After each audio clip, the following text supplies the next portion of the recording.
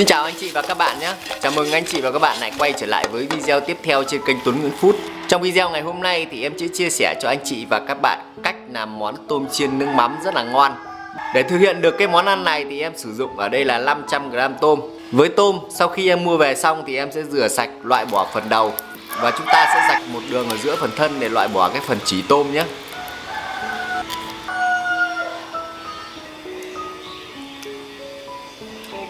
Với gừng thì em sử dụng một nhánh gừng và em sẽ thái nhỏ ra để em chiên cùng với tôm.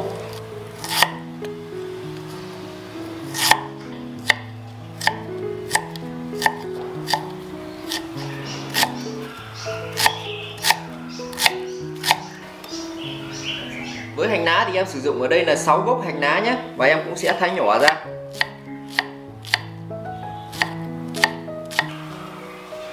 Với sả thì em sử dụng một cây sả em đập dập ra nhé.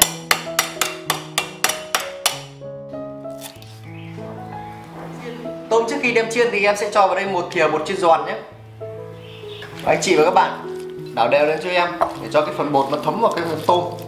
Để khi một con tôm chúng ta chiên thì nó sẽ không còn phần nước, nó đỡ bị bắn và giúp cái vỏ tôm nó sẽ giòn hơn nhé.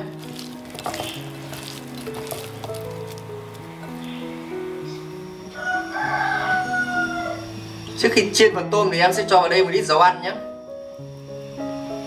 Khi phần dầu nóng lên rồi thì em sẽ cho vào đây ít sả nhé. Em sẽ chiên cái phần sả này lên để cho cái phần dầu nó thơm cái mùi sả. Khi mà chúng ta chiên tôm thì nó sẽ thơm hơn. Sả sau khi anh chị chiên vàng lên rồi thì anh chị sẽ vớt ra cho em nhé.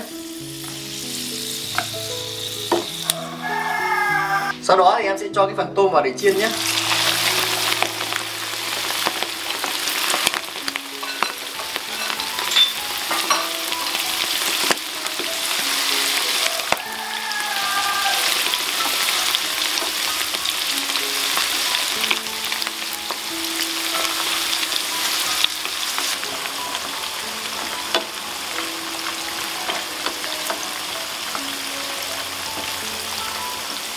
Khi phần tôm đã chín vàng như thế này rồi thì anh chị và các bạn sẽ vớt ra cho em nhé.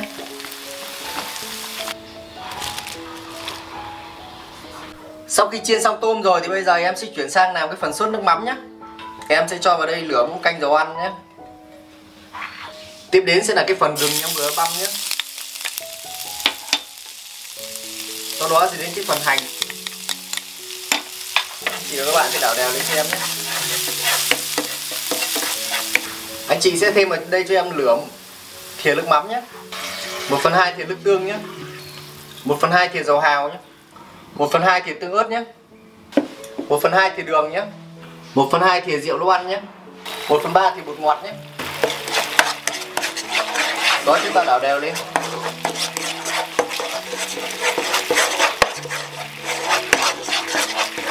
Chị sẽ cho thêm vào đây cho em một muỗng nước nữa nhé.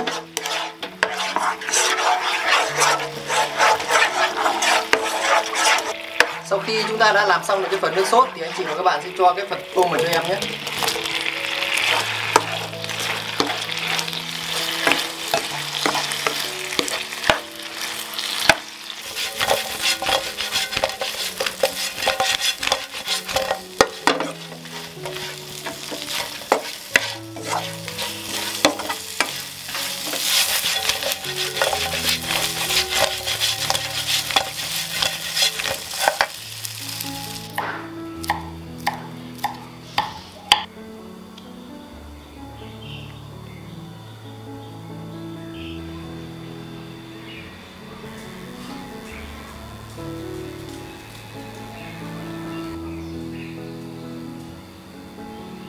Như vậy là em vừa hoàn thành xong cái món tôm chiên nước mắm rồi. Bây giờ thì xin mời anh chị và các bạn cùng em thưởng thức nhé.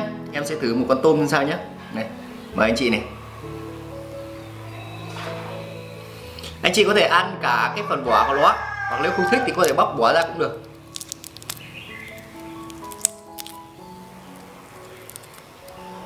Này, mời anh chị và các bạn nhé.